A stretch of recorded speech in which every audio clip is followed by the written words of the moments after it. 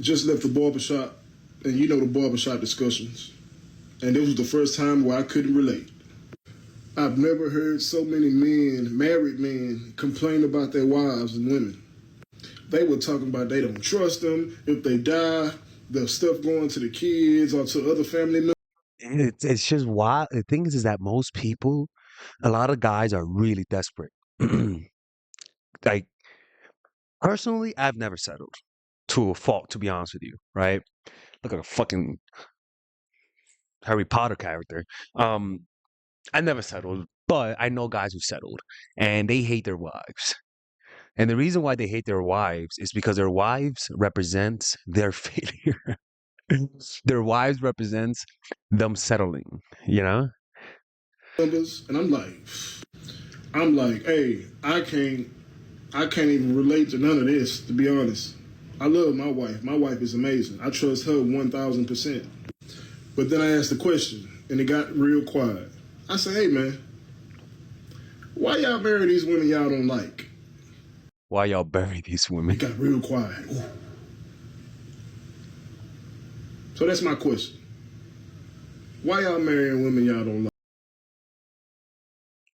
Well, it's just that it's a settle culture, you know, like people have grown accustomed to settling.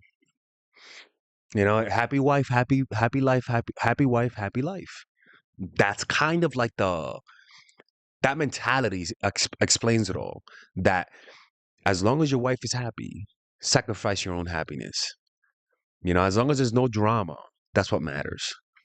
Did you know that many men marry women they don't love?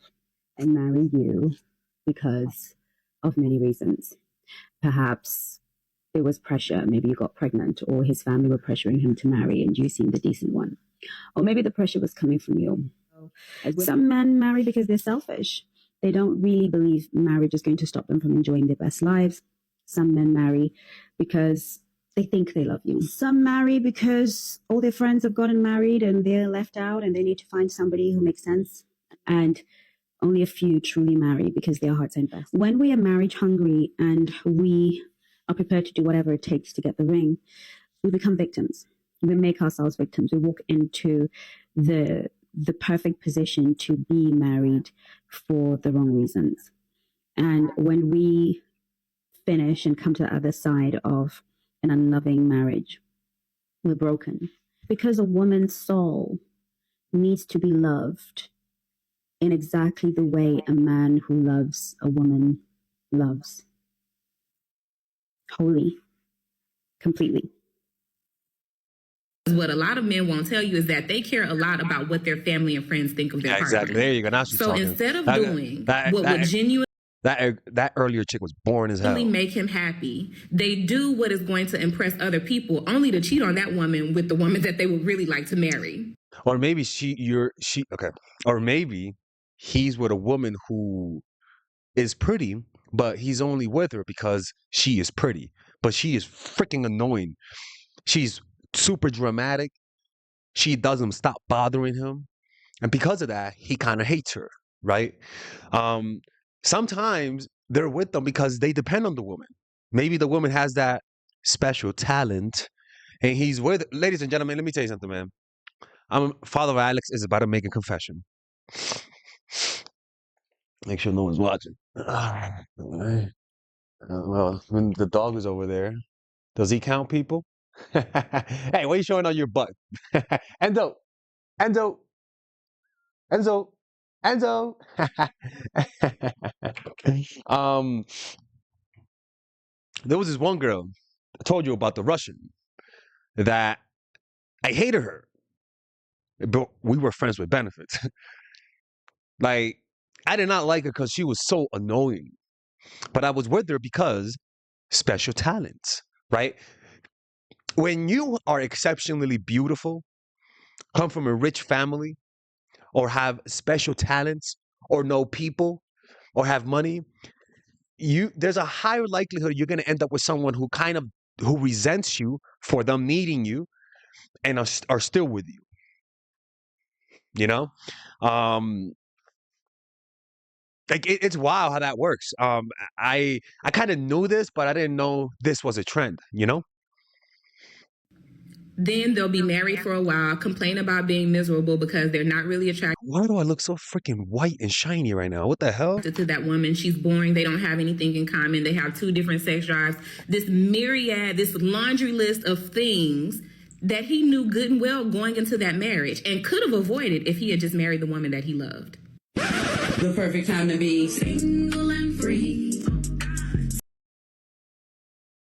Do you believe the theory that men will marry the woman in front of them? Meaning, he may not. Like, if a guy's desperate enough for poom poom, he'll marry anything. Like, I remember when I went to church, there was a part of me that was willing to marry one of the daughters of the Villaseñores, because she was hot. Like, I swear to God, people, like, I was willing to marry her because she was hot. Now, mind you, I was 15 years old. All right? I didn't know much about life. I had no perspective. But that's an example of someone who wants poom poom and are willing, what are you looking at, doggy? And are willing to go into a long-term commitment for that. Think that a woman is necessarily the love of his life, but once a man is financially and emotionally ready to start a family, whoever the woman is in his life at that moment, he will choose to marry her. That's not true.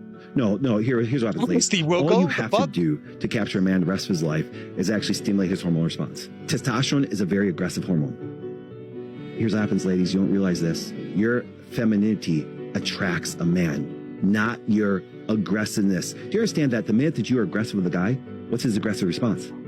Competition, fight, things like that. Men do not want to combat women. That's why a woman, like I said, it's not who's in front of you. Do you understand? It's actually the one that, believe it or not, stimulates that man the most. Do you understand? And so, remember, think of it this way. If people understood what it was like. Shut up, bald dude. Next person. I was just watching this video entitled Why Some Men Marry Women That They Hate.